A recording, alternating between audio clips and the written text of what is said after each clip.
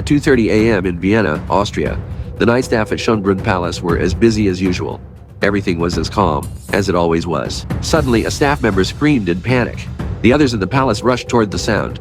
It was coming from a private exhibition hall that stored rare historical artifacts. The staff member shouted at the security guards, "The gemstone from the crown has been stolen," while pointing toward the star of Empress Sisi on the textile display. It was the last piece of jewelry worn by the Austrian empress in the late 19th century, set with 27 carats of diamonds and pearls. Security immediately spread out, attempting to track the thief's trail. Police cars quickly surrounded the palace area, conducting random searches on passers-by. Everyone was desperately searching for this Western treasure of Austrian history, but no one knew the star of Empress Sisi had already been stolen 2 weeks ago. And the jewel thief was no ordinary man. Gerald Blanchard had once been hailed as the world's most cunning thief. The police knew almost nothing about his operations. He even enjoyed showing off. But how could someone possibly catch him? Only much later did the world realize the star of Empress Sisi theft was just the tip of the iceberg. What was his true motive, and how did he pull off one of the most complex heists in history? After all, in everyone's eyes, this was a robbery that should have been impossible. Gerald Blanchard grew up in Canada. He was an adopted child. Later, he moved with his mother to Omaha, Nebraska, USA, where he lived with his sister. After his parents divorced, the slightly nerdy teenager struggled to adjust to his new environment. Eventually, he developed an interest in dismantling electronics, which led him to receive his first camera. That camera would change the trajectory of his life. Meanwhile, the Blanchard household was in financial trouble. His mother struggled to make ends meet, and Gerald had to find his own way. At first, it was petty theft, but later it evolved into large-scale robberies.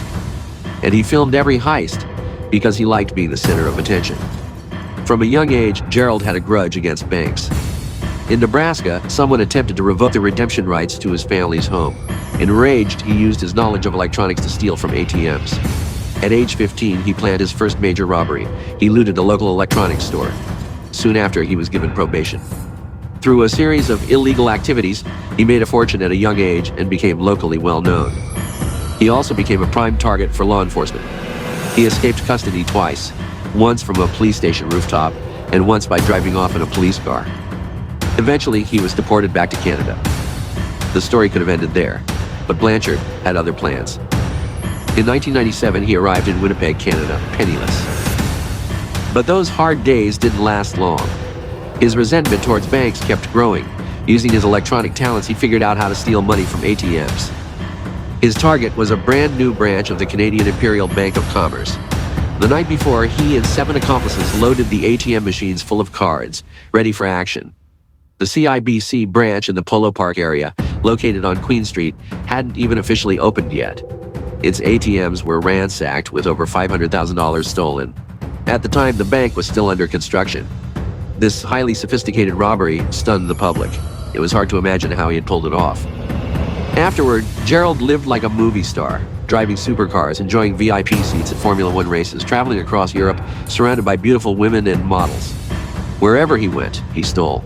He frequently used multiple fake identities and repeatedly escaped police pursuit. During one trip, he met a German girl named Fred Ramona and soon married her. Ramona came from a wealthy family, which provided the perfect cover for Blanchard's lavish lifestyle, raising no suspicion. In the summer of 1998, Ramona's German father decided to take the family to Schönbrunn Palace in Vienna. And it was there that Gerald first laid eyes on the star of Empress Sisi. The moment he saw the jewel, he decided to steal it. Although Gerald didn't care much for art, he knew this gem would be a perfect bargaining chip for future crimes. In June 1998, while his wife Ramona slept soundly in the hotel, Gerald boarded a small plane and circled above Vienna. He asked the pilot to lower altitude, then parachuted down, landing precisely on the palace rooftop. He threw the parachute into a trash can, climbed down the exterior wall of the palace, and sneaked into the Star of Empress Sisi exhibit. Normally, opening palace windows would trigger alarms, but this time, nothing happened. Blanchard unscrewed the protective glass covering the gem and somehow managed to disable the pressure-sensitive device beneath it. Whether he cracked the alarm system on the spot or had inside help remains an unsolved mystery. After stealing the gem, he used textile material purchased earlier from a boutique to replace the real item. Then he quietly climbed out of the palace, crossed through the gardens, and vanished without a trace. Just like that, one of Austria's most valuable historical artifacts disappeared. In the following weeks, Blanchard began to feel a bit guilty. His wife knew nothing of his criminal past. Eventually, he confessed everything to her. As expected, she couldn't accept his past. and filed for divorce. Gerald packed his bags, flew back to Canada, hid the Austrian gem in his grandmother's basement, reunited with old friends, and found a new girlfriend. Life calmed down, briefly, until one day he met a man known simply as the Boss. The Boss was a British credit card fraud kingpin who introduced Gerald to the world of card scams. One day, the Boss called unexpectedly. He asked Gerald to bring 1 or 2 assistants and take the next flight to Cairo, Egypt, for their next mission. Gerald brought his girlfriend Angela and a former associate named Baroum. In Cairo, the trio used cloned or homemade debit cards to empty ATMs repeatedly. In just a few days, they stole hundreds of thousands of dollars. Sometimes they disguised themselves in long robes to evade security cameras. However, plans often change. Baroum betrayed the team. He took the boss's money and fled. The boss was furious at Gerald. Fearing for his safety, Gerald was sent to Vancouver and forced into another mission, this time acting as a middleman in an arms deal. Just 2 hours after getting off the plane, Gerald robbed another bank, but he sensed that police presence was unusually high.